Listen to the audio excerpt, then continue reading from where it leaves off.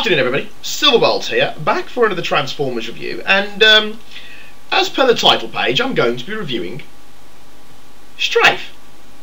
Now, to long-term subscribers, this video might seem a little bit strange, thinking, hang on a second, he's done Strafe, he's done the technobots.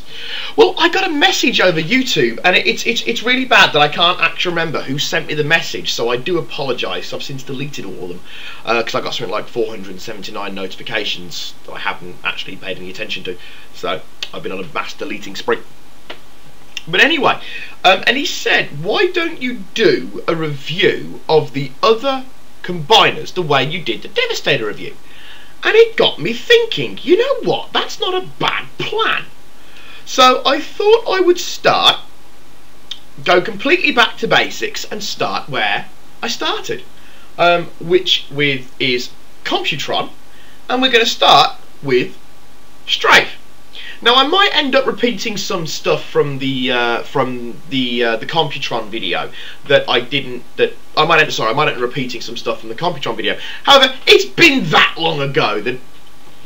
And in all fairness, the character bios in that for the individual components of the combiner got about 45 seconds each, so I think I can be forgiven for, you know, mentioning one or two things that and repeating myself a little bit. If you want a condensed version of Computron, then by all means go back and watch my very first video that wasn't about a Darth Maul lightsaber. But anyway, enough jibber jabber, timey wimey, fluey, flamey, wibbly wobbly, globy bits. Never mind dropping him. I'll get onto that as well, about the durability.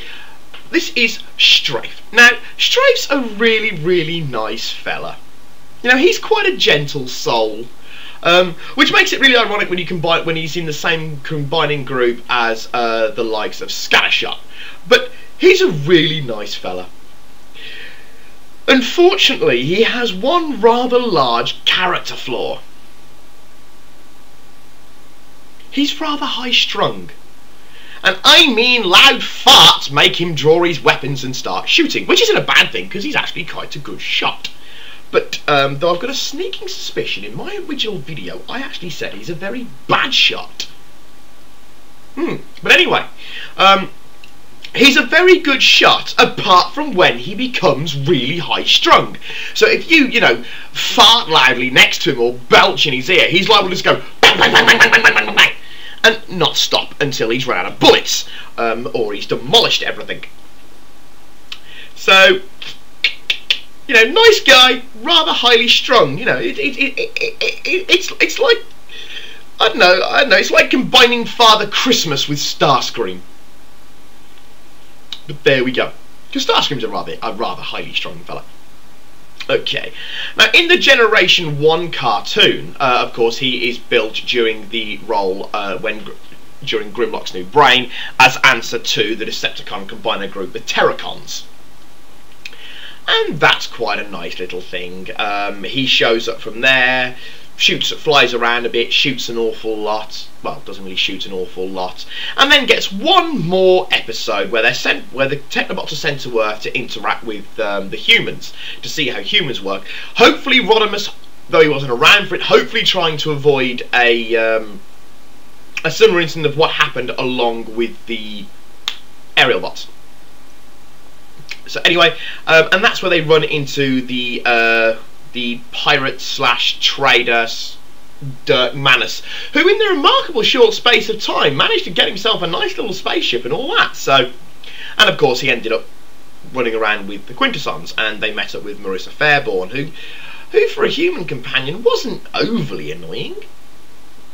Okay, now in the Marvel comic lines, I suddenly realised, you know, Computron's missing his arm. I'm losing my mind. You know, I'm sure senility's setting in on me somewhere. But anyway, Strafe was part of Fortress Maximus's group on Cybertron. So, you know, because that was really, you know, a good thing for a very highly strung person to be with, part of Fortress Maximus's. And when Fortress Maximus went to Nebulos, Strafe went with them. And it was there that again going by the cartoon storyline, the Computron, the Terracons and the Technobots continued their war together, where they have a great big battle, but the city of Splendora was absolutely demolished by them. And eventually they head to Earth. Well, guess what happened to him? No, it's alright, because I haven't said it in quite a while. Yes! Strafe was one of the ones that was deactivated by the underbase powered Starscream. He was in defense of Buenos Aires? Was it Los Angeles? No, it was Buenos Aires. He was in defense of Buenos Aires, where he was splatted. But his other main role is in the IDW publishing graphic novel Stormbringer. And Stormbringer, the Technobots are on board the Autobot vessel Calabiao.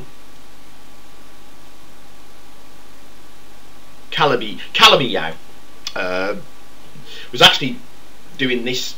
Maybe want to do Strafe first, because I haven't not long read Stormbringer, because I think it's a great story. And they're on board the ship, and well, they get captured by Bludgeon's group of Decepticons, and later rescued by Optimus Prime and the Wreckers. In the UK Marvel storylines, the Technobots don't get on well with the Wreckers, and eventually team up with Ultra Magnus to fight them. They form the new faction, though the name of it actually escapes me at this point in time. And I've suddenly realised I've gone and done the exact same thing I'm going to have done with Devastator, which is revealing so much information in the first video that I've got nothing left to say about the others. I just hope the other character bios are a lot more fleshed out. But anyway, that's it for Strafe, apart from one interesting thing is that he had a stutter. At least he has one in Stormbringer anyway. Or at least I'm supposing it's supposed to be a stutter. You know, he's got the S-S-S- stutter kind of job. So, there we go. Right then, now on to the toy. Now, one of the things you can say about the Technobots is they're made of this really firm, heavy-duty plastic. Nothing as, you know, as piddly-widdly as, say, the classics are. You know, it just feels much more fleshed out and much more bulkier and rather bendy. But that was very much the 80s plastic that they used, because I remember thinking about it. I think toys like the Thundercats had the same kind of plasticky, almost oily feel to it. Okay, Strafe is obviously a futuristic jet fighter, which I don't know why, but for some reason reminds me of a snow speeder from Star Wars. Don't ask me why, seeing as it's like red and white. Maybe it's the fact that it's the colours of Rogue Squadron. But there we go. Anyway, these two parts on the front are his hand weapons, and they are often lost. Many an eBay auction I have seen where those parts are actually missing for Strafe. And camera, come back. There we go. And you know, I think it's a very funky looking ship. Right? Transforming it, pull the legs out, well, pull the legs down, flip the wings down, and this is where it gets funky. Let's see. So make sure my camera's not gone again. There we go. You turn the head up so that it comes up like that, and then you need to turn the arms round again so that you've got that kind of job. And then, because of course the two arm cannons right at the front look rather daft, you just pull them out and stick them in his rather small hands. And I've just realised I've actually got the wing pieces the wrong way around, but give me 1 second and I'll change them. Once I can get the orange cannon into his hand, there we go. And then I've put the wings the wrong way around, so you do them like that. And there we have Strafe. And I really like Strafe. I do like Strafe. I do like Computron, as I said, but I don't want to go too much into that one because I've still got 4 toys to go. But yes, that's it for Strafe. A nice toy. Shut up, Arto. A nice toy. A you know, a really futuristic looking, you know, Transformers Cybertron jet thing that I think was a great looking toy, and you know, I kind of like a funky character. You know, the fact that he's so highly strung but he's so nice at the same time. You know, the guy could put Red Alert out of a job for being paranoid. But there we go. That's it for Strafe for now. Can't think of anything else to add for him. Getting him on something like eBay, because I usually do include the price.